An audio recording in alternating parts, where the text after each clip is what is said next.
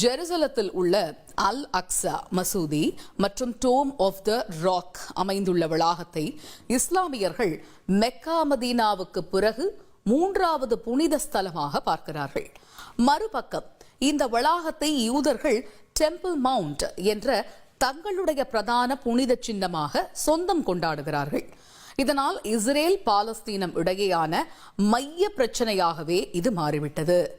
இந்திய ஊடக வரலாற்றிலேயே முதல் முறையாக தந்தி டிவி இந்த வளாகத்திற்குள் சென்றுள்ளது. எமது சிறப்பு செய்தியாளர் சலீம் ஜெருசலத்தில் அமைந்துள்ள அல் அக்ஸா வளாகத்தில் இருந்து வழங்கக்கூடிய தகவல்களை பார்க்கலாம். டோம் ஆஃப் த ராக் என்ற பகுதியில் நாம் நின்று கொண்டிருக்கிறோம். மெக்காவிலிருந்து நபிகள் நாயகம் இங்கே வந்து சுமார் 1,24,000 நபிமார்களுக்கு தொழுகை நடத்தி பிறகு இங்கிருந்து நீங்க அந்த டோம் ஆஃப் த ராக் பாக்குறீங்கல்ல, அங்கிருந்து விண்ணுலகம் பயணம் மேற்கொண்டு இறைவனிடம் பேசினார். அங்கே சில குர்ஆன் வசனங்கள் அருளப்பட்டது என்பது இஸ்லாமியர்களுடைய நம்பிக்கையாக இருக்கிறது. இதற்கு நேர் எதிராக அல் அக்ஸா பள்ளிவாசல் அமைந்திருக்கிறது. டோம் ஆஃப் த ராக்லயும் பள்ளிவாசல் அமைந்திருக்கிறது. நாம் அதை தற்பொழுது பார்க்கலாம். ஃபஜர் தொழுகை தற்பொழுது நடைபெற்றுக் கொண்டிருக்கும் காட்சிகளை பார்த்து கொண்டிருப்பீர்கள். டோம் ஆஃப் த ராக்ல இருந்து அப்படியே இந்த பக்கம் பார்த்தீங்கன்னா அல் அக்ஸா பள்ளிவாசல் இருப்பது உங்களுக்கு தெரிகிறதா?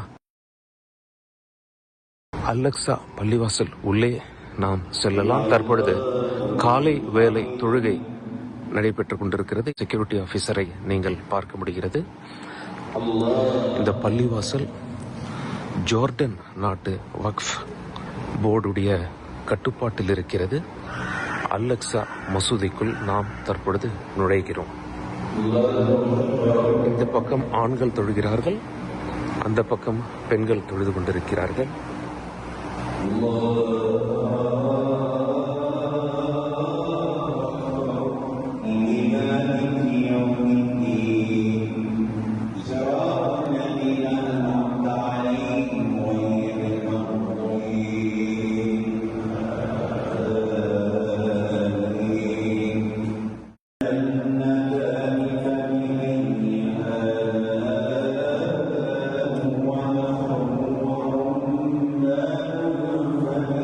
நிற்க முடியாமல் சேர் உதவியோடு தொழுபவர்கள், கீழே அமர முடியாதவர்கள் சேரில் அமர்ந்து கொண்டிருக்கிறார்கள். அந்த பக்கம் பெண்கள் தொழுது வருகிறார்கள்.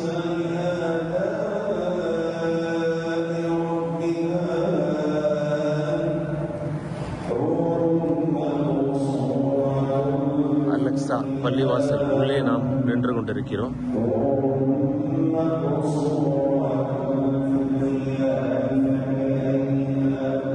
இது இஸ்ரேலுடைய ராணுவ கட்டுப்பாட்டில் இருக்கிறது. ஆங்காங்கே இருக்கிறார்கள். இருந்தாலும் ஜோர்டன் நாட்டை சேர்ந்தவர்கள் இதை நிர்வாகம் செய்து வருகிறார்கள். அழகான காலை பொழுது, இன்னும் சூரியன் உதயமாகவில்லை. காட்சிகள் எப்படி இருக்கிறது என்பதை தந்தி டிவி சிறப்பாக உங்களுக்கு காண்பித்துக் கொண்டிருக்கிறது. காலை நேரம் என்பதால் காலை தொழுகை, ஃபஜர் தொழுகை என்று அழைப்பார்கள். ஃபஜர் தொழுகை தற்பொழுது நடைபெற்றுக் கொண்டிருக்கும் காட்சிகளை பார்த்து கொண்டிருப்பீர்கள்.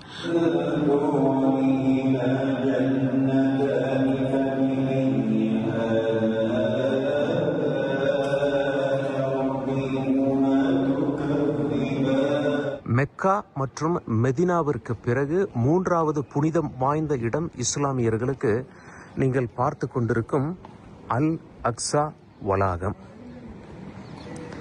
இங்கே இஸ்லாமியர்களின் நம்பிக்கை எப்படி அப்படின்னு சொல்லி பார்த்தீங்கன்னா, நபிகள் நாயகம் அவர்கள் இங்கிருந்து விண்ணுலகம் பயணம் சென்று இறைவனிடம் பேசினார் என்று நம்பப்படுகிறது. நாம் தற்பொழுது உள்ளே எப்படி இருக்கிறது என்பதை பார்க்கலாம். இங்கேயும் ஒரு மஸ்ஜித் ஒன்று அமைக்கப்பட்டிருக்கிறது. எதை சுற்றி மஸ்ஜித் அமைக்கப்பட்டிருக்கிறது என்பதை நாம் பார்க்கலாம். இப்போ நீங்க பார்க்குறீங்க இல்லையா, இதெல்லாம் தங்கத்தால் செய்யப்பட்டது. டோம் ஆஃப் த ராக் என்று அழைக்கிறார்கள். அதாவது இங்கே பாருங்க, இது தங்கத்தால் அமைக்கப்பட்டது. ஆனால் உண்மையில் நபிகள் நாயகம் அவர்கள் இந்த பகுதியிலேயே இதுதான் உயர்ந்த பாறை என்று சொல்லப்படுகிறது.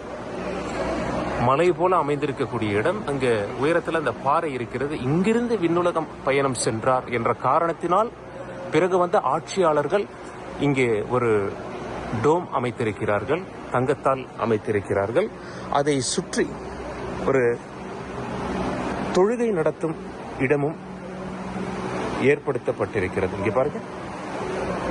இப்ப நீங்க கேட்கலாம், அந்த பாறை மீது நம்மால் ஏறி பார்க்க முடியுமா என்றால், பாறை மீது ஏற அனுமதி கிடையாது. இங்க தடுப்பு அமைக்கப்பட்டிருக்கிறது. ஆனால் அந்த பாறைக்கு கீழே தொழுகை செய்ய இடம் அமைத்து தரப்பட்டிருக்கிறது. உங்களுக்கு இந்த பாறை தெரிகிறதா? இந்த பாறையிலிருந்துதான் விண்ணுலகத்திற்கு நபிகள் நாயகம் பயணம் செய்து அங்கே இறைவனிடம் பேசி 2 திருக்குரானின், அதாவது திருக்குரானின் 2 வசனங்கள், சாப்டர் 2வது அல் பக்ரா என்று அழைப்பார்கள், கடைசி 2 வசனங்கள் அருளப்பட்டதாக இஸ்லாமியர்கள் நம்புகிறார்கள். குகை பாறைகள் தெரிகிறதா? இங்கே இந்த பாறையின் மீது அந்த புனிதம் வாய்ந்த இடம் இருப்பதாக இஸ்லாமியர்கள் நம்புகிறார்கள். இதைத்தான் டோம் ஆஃப் த ராக் என்று அழைக்கிறார்கள். ஒரு சர்க்கிள் போல இங்கே அமைக்கப்பட்டிருக்கிறது. பள்ளிவாசலில் குர்ஆனுடைய பிரதிகள் வைக்கப்பட்டிருக்கும் காட்சிகளை நாம் பார்க்க முடிகிறது. இதற்கு அப்படியே எதிரே அல் அக்ஸா அமைந்திருக்கிறது. இதை மஸ்ஜித் அல் புராக் என்று அழைப்பார்கள். நபிகள் நாயகம் மெக்காவிலிருந்து ஜெருசலம் வருவதற்கு பயன்படுத்தப்பட்ட அந்த அனிமலை இங்கேதான் கட்டினார்கள், வாகனமாக பயன்படுத்தப்பட்ட இங்கேதான் கட்டினார்கள் என்பது இஸ்லாமியர்களுடைய நம்பிக்கை. இங்கேயும் ஒரு சிறிய பள்ளிவாசல் அமைக்கப்பட்டிருக்கிறது. குகை போல காட்சியளிக்கிறது. இங்கிருந்து பக்கத்திலேயே அல் அக்ஸா. நீங்கள் பார்க்கும் இந்த பகுதி இஸ்லாமியர்கள் தொழுகை செய்வதற்கு முன்பாக தங்களுடைய உடலை சுத்தம் செய்து கொள்வதற்காக ஏற்படுத்தப்பட்டிருக்கக்கூடிய பகுதி. இங்கே உது செய்த பிறகு, அதாவது உடலை சுத்தம் செய்த பிறகு உள்ளே சென்று அல் அக்ஸா பள்ளிவாசலில் தொழுகை நடத்துவார்கள். அல் அக்ஸா பள்ளிவாசலுக்கு கீழே அமைந்திருப்பதுதான் வெஸ்டர்ன் வால். அதை வெயிலிங் வால் என்றும் அழைப்பார்கள். அங்கே யூதர்கள் வழிபாடு செய்யும் காட்சியை நாம் தற்பொழுது பார்க்கலாம்.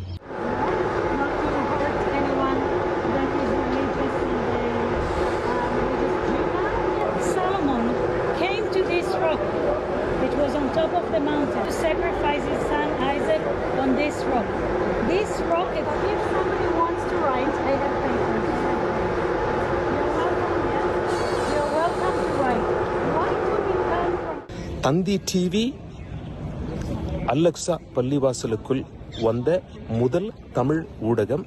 தந்தி டிவி வாயிலாக வரலாற்று சிறப்புமிக்க இந்த பகுதியை நீங்கள் பார்த்து கொண்டிருக்கிறீர்கள்.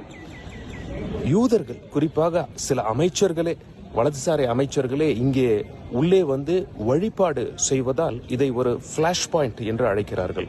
யூதர்களை பொறுத்தவரை அவர்கள் இங்கே ஒரு வழிபாட்டு தலத்தை ஏற்படுத்த வேண்டும் என்று முயற்சி செய்து கொண்டிருக்கிறார்கள். சில வலதுசாரிகள், அவர்கள் தற்பொழுது அரசாங்கத்தில் இருக்கிறார்கள், அதனால தான் இதை ஒரு ஃபிளாஷ் பாயிண்ட் என்று அழைக்கிறார்கள்.